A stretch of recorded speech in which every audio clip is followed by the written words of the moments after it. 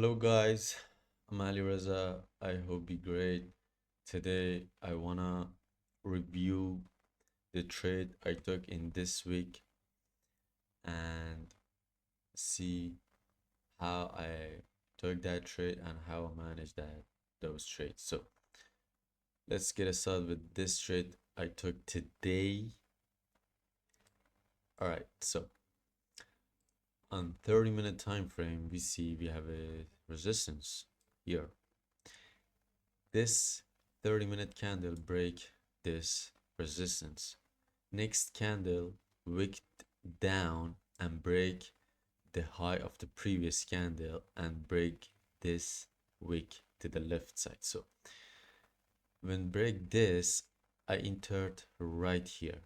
Okay, so I entered here and price go bullish, but came back to Philip candle when open price. So when back to open price, I closed full my position right here because of I focus on managing risk and I didn't see the volume, so I wait for volume to come, but volume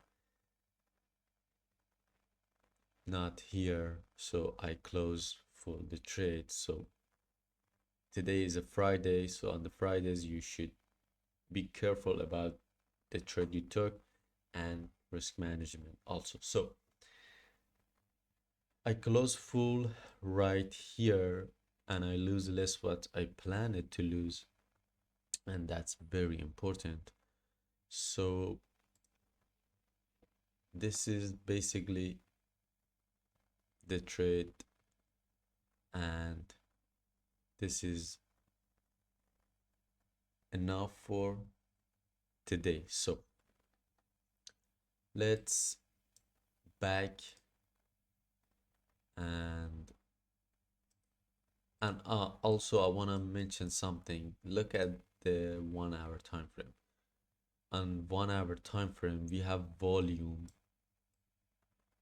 on pre-London and London open. So you see 1, 2, 3, 4 candle close bullish, and this 1 hour candle closes smaller body from the previous 1 hour candles. So that's telling us maybe volume is not there. So you have to see these things. So and yeah, that's it. I manage the risk and I call it a day. So let's back the previous days and let's see the trades. So here I took a trade.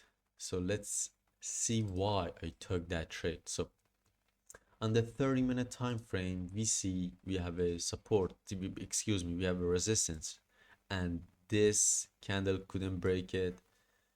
And look, the body is small, body is small. So when body of the candle get smaller, it means the volume maybe is not in that direction.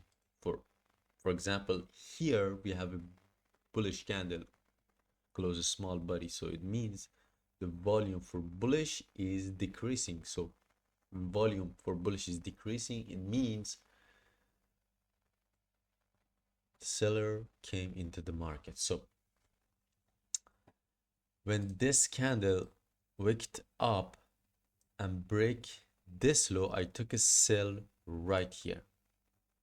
I took a sell right here and price came down and around 40 pip price came down, but something happened here. I couldn't close the trade. This is my mistake, actually. You know what? Because I have to close right here because it's actually get me 1 to 1, and that is a good idea for close, but I didn't close that trade. So and back and hit my break even stop loss. So, and also Raja Bank, Raja Banks took exactly the same trade because I watched him in a live and he closed trade around here, but I close here, and that's so pissed me off, you know. It's just painful when you see your trade go in a profit and hit your break even. That's very painful, you know, guys. But it is what it is. You can do anything about it. You just have to learn and just keep going. Yeah, basically this is a good trade and it's worked beautiful. In the 15-minute time frame, also we see we have a bullish candle, we have a bearish candle. Next candle wicked up, break the low, and entry was here. This beautiful trade. Price came and reject, hit my break even, and that's it. So let's back and here.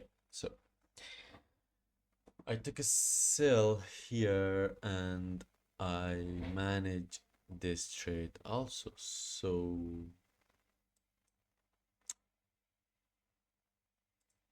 actually this is a support we break, and with this big bullish candle we break it and we close.